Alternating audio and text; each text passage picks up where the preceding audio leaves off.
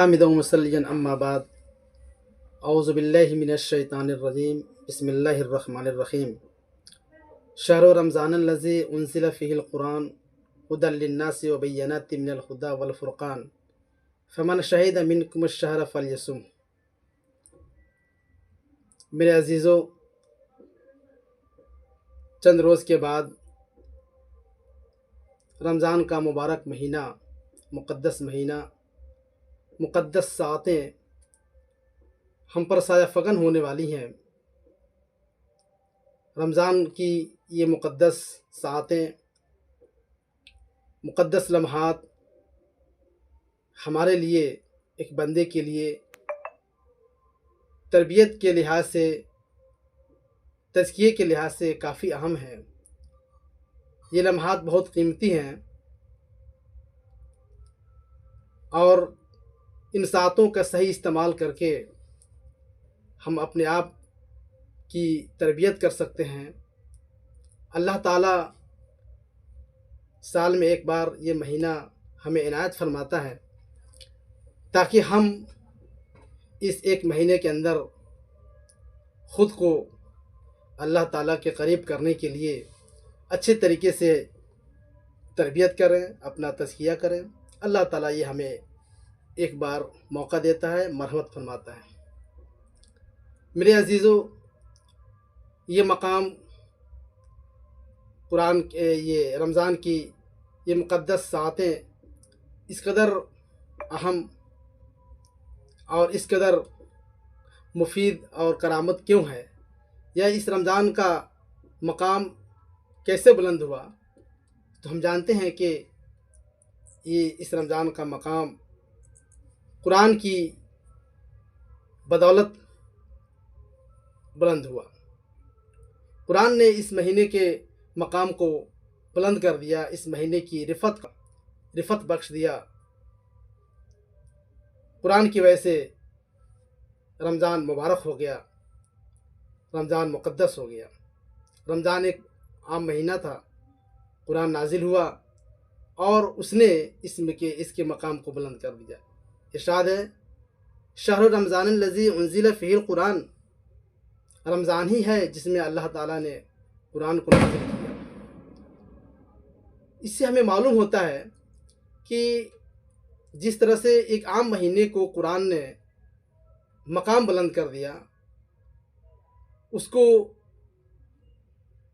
کے رتبے کو بڑھا دیا، تو جو شخص بھی صاحب قرآن ہوگا، صاحب فرقان ہوگا، غور و فکر کرنے والا ہوگا، قرآن کو سمجھنے والا ہوگا، تو اللہ تعالیٰ اس قرآن کی بدولت اس کو بھی رفت بخشے گا، اس کا مقام بھی بلند کرے گا، اس کو بھی سرفراز کرے گا۔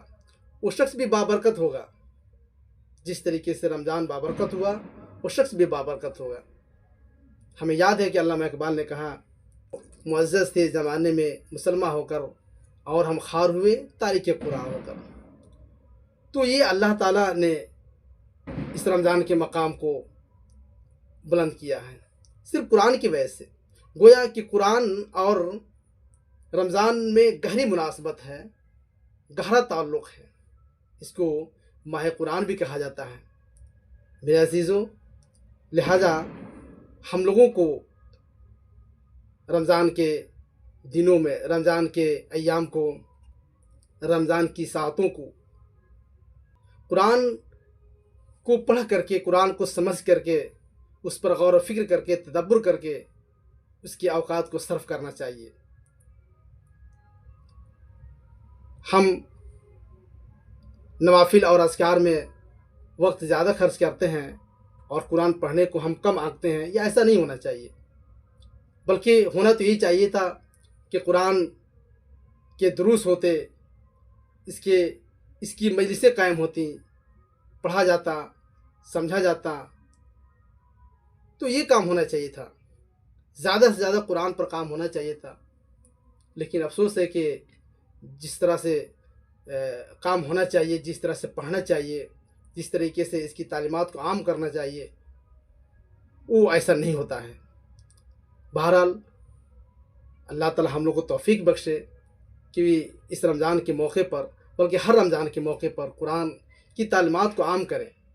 اب دیکھیں گے کہ اسی آیت یعنی سورہ بقرہ کی آیت نمبر 185 میں کہا، یعنی شہر رمضان الذی انزل فیہ القرآن کے بعد جو کہا ھدی للناس وبینات من الہدی والفرقان، کہ لوگوں کے لیے ہدایت ہے، عام لوگوں کے لیے، عام انسانیت کے لیے یہ قرآن ہدایت کے سرچشمہ ہے، ہدایت کے ذریعہ ہے۔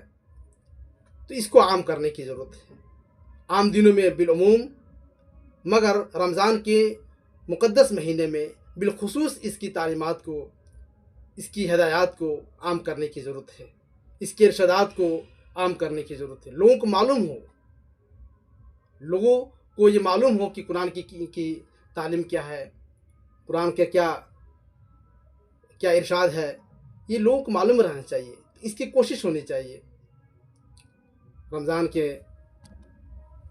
مہینے میں تراویح کا اہتمام ہم لوگ کرتے ہیں،